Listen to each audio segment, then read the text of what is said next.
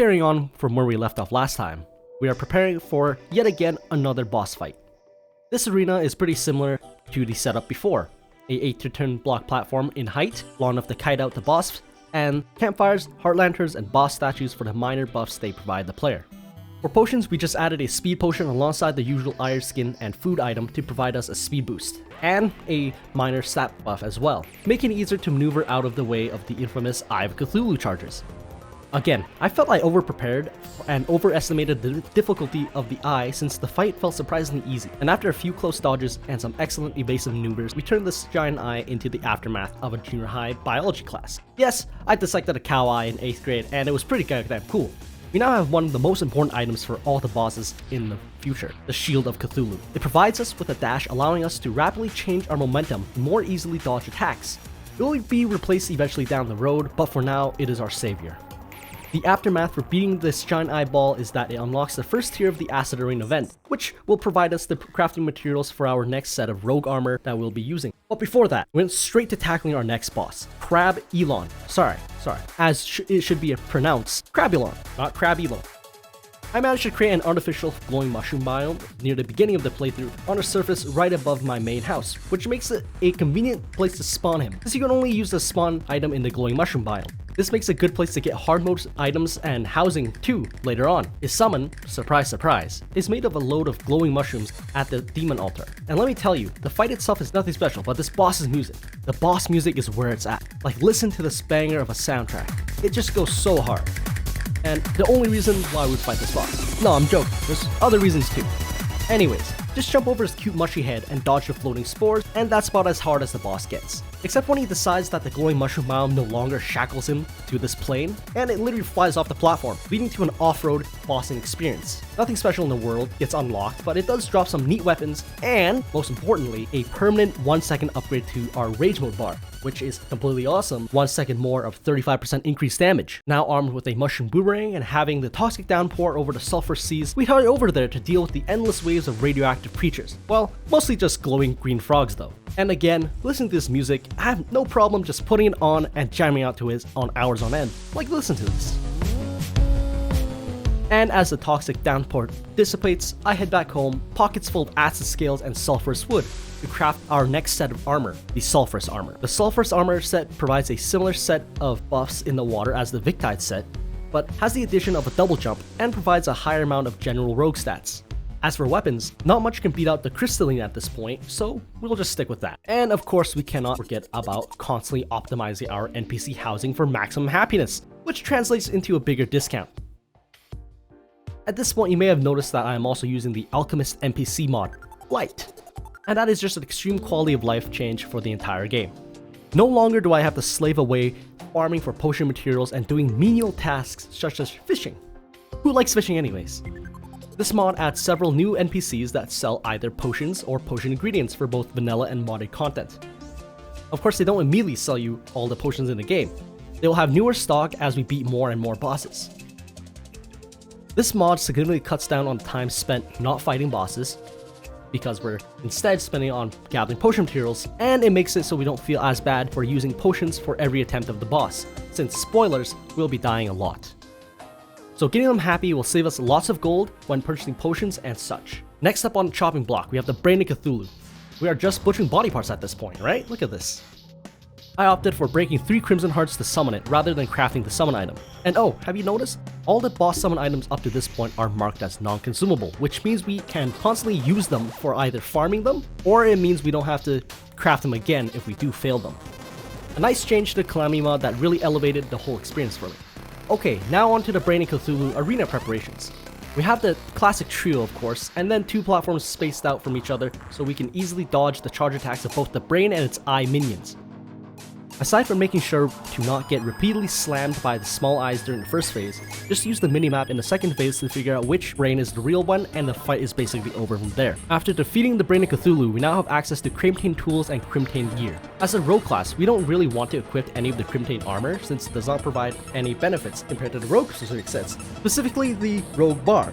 So instead we'll just craft ourselves a Deathbringer pickaxe and go on and get some Hellstone for Hellstone bars. After procuring some Obsidian Skin potions, a well-fed buff, this well-fed buff also provides a mining speed bonus, and a few mining potions, I go ahead and finish up the elevator before diving headfirst into the oceans of lava in hell, where I quickly mined up several hundred stacks of Hellstone ore and stacked up a Hellforge on the way before retreating back to the surface once more. After crafting a significant amount of Hellstone bars, only then had I realized I needed one more ingredient to craft the rogue weapon I really wanted to use next. We needed meteorite bars as well. So I quickly located a meteor that should have been mined ages ago, I'm not really sure why it's still there, and then I excavated that meteor like it was made of dirt.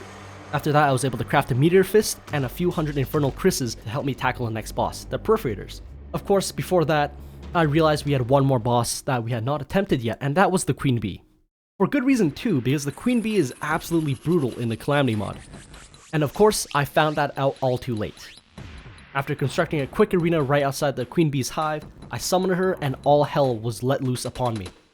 Up until this point, I had never felt that a boss was difficult or undoable, but the Queen Bee humbled me greatly. So after plastering me like a bug on a car windshield, I slunk back, defeated, to the Crimson to take on the Perforators. A quick arena prep was required, and I don't think I need to repeat myself again. We should all know the drill by now, except this time I went with 2 platforms spaced out evenly from each other instead of just the one. This provided me with greater maneuverability for the upcoming battle. Now to summon the Perforators, we needed to kill a Perforator cyst that spawns naturally while in the Crimson biome, and soon enough we found one and the grand battle had begun. The Perforators have 4 phases, the first being just a brain looking thing spewing out bullets upon you. But each time upon losing 25% of its health, it will spawn a Perforator worm, and that worm spawn becomes faster, healthier, and more aggressive, gets a bigger hitbox, and deals significantly more damage each time it spawns it. And it spawns, I think, 3 worms? This was also a fight that I realized that the stealth strikes were useful and finally started using them consistently instead of spamming my rogue weapons. I won't lie to you and say that this boss was not hard, but after learning the patterns of both the bullets and worms, and dying a few times in the process, we were finally able to slay the Perforators. And as you could see during the last bit of our fight with the Perforators, we got our first blood moon in the world. This is exciting for a few reasons, such as finally being able to get a money trough which summons the portable piggy bank, which is just like a portable chest, so I can move all my potions into there instead of taking up precious inventory space. And new accessories dropping such as the shark tooth necklace, which I did not end up using, so it wasn't that exciting. We also got a significant amount of blood orbs. This will be useful down the road crafting potions and a few hard mode items. With the blood moon retreating down the horizon, we adjusted our aim for our next goal, Skeletron, the accursed guardian of the dungeon. Skeletron is definitely one of the early game gatekeepers and will acquire more powerful weapons and more skillful plays. However, after beating the Perforators, we are now able to mine aerolite ore that can be crafted into, well, you guessed it, even more powerful weapons and armor. But to be fair, aerolite creates one of the most powerful rogue weapons that you can use at this point in the game. Well, in my humble opinion. But only when you utilize it with stealth strikes, which we are gonna be doing a lot more from now on. That weapon being the feather knives. Before going into detail on why they're so good, we must first discuss the new armor set and the buffs it provides us. Overall, it gives us 10 more stealth for our stealth meter. This basically translates into more damage, makes us fall faster, so it's easier to dodge certain attacks, and the ability to spawn homing feathers that explode when you take enough damage. You could stick with the Sulphur's armor, but I think the aerolite is much better suited for our next 2 boss fights. Now back to the feather knives. What makes them so good, you may ask? Well, if you throw them normally, then knives will just come out as singular ones, and if they do hit the target, summons a homing feather that explodes after a certain time. Now add in stealth strikes. It makes it so that you throw a handful of them. I'm not really sure the exact amount since I don't count them, but it's a lot. Every single one of those feathers can spawn those homing explosive feathers, making it so that if you manage to shotgun an enemy with the full amount of feathers spawned with a stealth strike, they will do a huge chunk of damage. But before we move on to Skeletron, we have a bone to pick with the Queen Bee. No boss leaves unscathed in this playthrough. So armed with aerolite weapons and armor, I sought out vengeance with this giant bee. And I was able to reuse the arena I built last time since I figured out that there was a recipe for the Queen Bee summon, so I didn't have to find another one of those larvae to break. In the fight, we buffed up with our usual potions we have thus far acquired: Iron Skin, Swiftness, Regen, Endurance, Crit, and Damage buff potions. And used the Turbulent rogue weapon because at this point I had not realized that the feather knives were best weapon, and the Turbulence just spawns wind slashes when it hits a target. And for the support weapon, we also decided to use the Aestheticus, which applies a debuff that deals damage over time and slows the enemy down by 10%. While having the boss slow by 10% from the Aestheticus debuff, it requires you to switch between 2 weapons during the whole fight, and I know some people really don't enjoy doing that, so definitely not a requirement. onto the fight. We just ran back and forth between our two platforms, baited out charges, and dropped onto/flew up to our platforms to dodge them. And as the Queen Bee's health dwindled, she became extremely aggressive, increasing the rate at which she charged at us and the frequency of her stinger attack. Luckily, I had built up a full adrenaline meter, so after activating that, we swiftly dispatched the Queen before she could ram us into oblivion. With the Queen Bee beneath our feet, I set out to construct my Skeletron arena, and being the difficult boss that it is, created an arena with not one, not two, but that's right, 3 extremely long platforms. Hopefully that will allow us to kite and dodge all its bony attacks. Unfortunately, I was still using Turbulence for my first attempt of the fight since I had not realized how powerful the feather knives were, so even though we got extremely close to beating him on the first try, it bashed us into several fleshy pieces. After such a crushing defeat, I told myself I needed to find other items that may aid me in my fight. I actually just ended up going all the way to the right side of hell to see how long I would need to make my wall of flesh bridge. It was then I discovered the Brimstone biome and its revamped environment. The last time I played a Calamity mod, the Brimstone biome was but a desolate red and black wasteland, but this time around it was filled with lush and colorful hellflowers and foliage. As nice as everything looked, and as badly as I wanted to avoid the fight with Skeletron, we needed to make our way forward and Skeletron was blocking the way. Back on the surface, I decided to finally try out the feather knives. The fight itself is very hectic, with Skeletron having 4 limbs and all, but when he drops below a certain threshold, they'll start shooting homing skulls and teleporting, and on top of all that, he'll regain all his 4 limbs again when he drops below 50% HP. Of course, when we fought Skeletron that night, we were finally able to turn him into a pile of inanimate bones due to the sheer power of Stealth Strike feather knives. God bless for those. Now what comes next is just some classic dungeon shenanigans, followed by exploring the abyss underneath the sulphurous seas. After acquiring the shadow key from the dungeon chest, I equipped myself with all the water related gear I could find. That being more specifically just the jellyfish diving gear that provides a lot of light in the abyss. And yeah, it's because the abyss is treated differently than other bodies of deep water. You need more light and oxygen providing items to stay down there for longer periods of time. And after being turned into steam hams multiple times by deep sea heat vents, we made it into the abyss. And down there we encountered eerie and deadly creatures from the deep.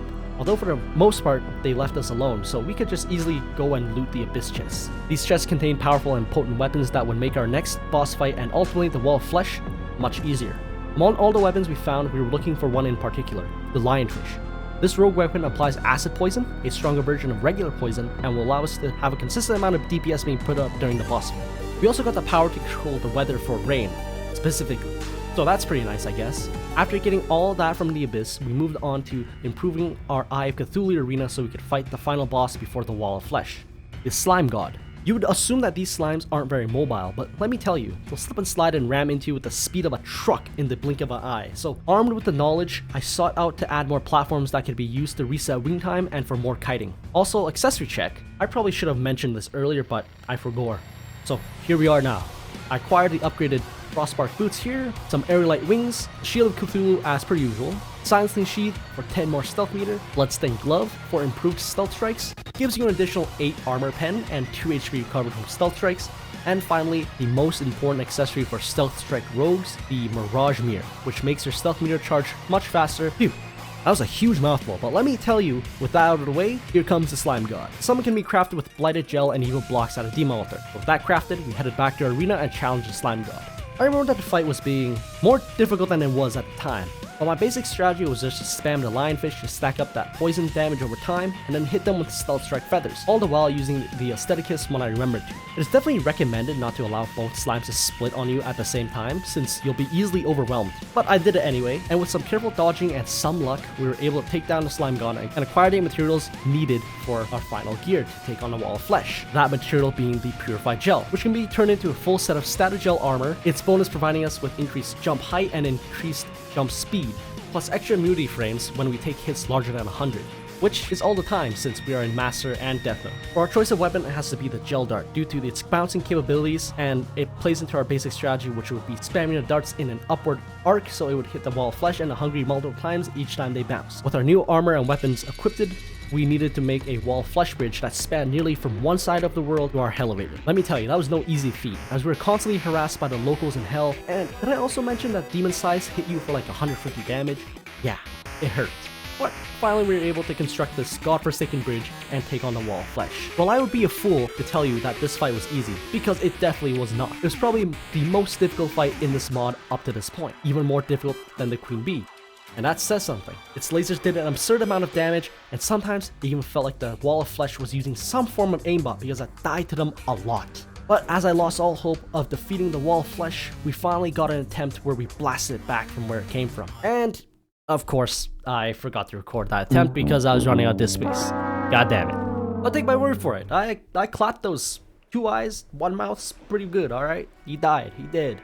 And I died to him more than I'd like to admit. It was a lot. It was like over 20 times. But finally, we came out on top.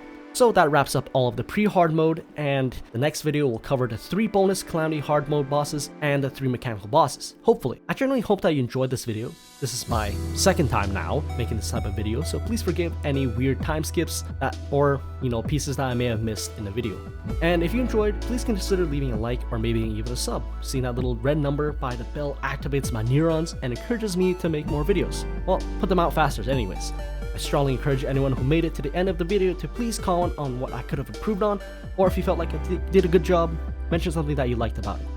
That being said, I want to thank everyone that watched and liked my previous videos. A special thank to all those that subscribed. Hopefully I'll see you in the next video.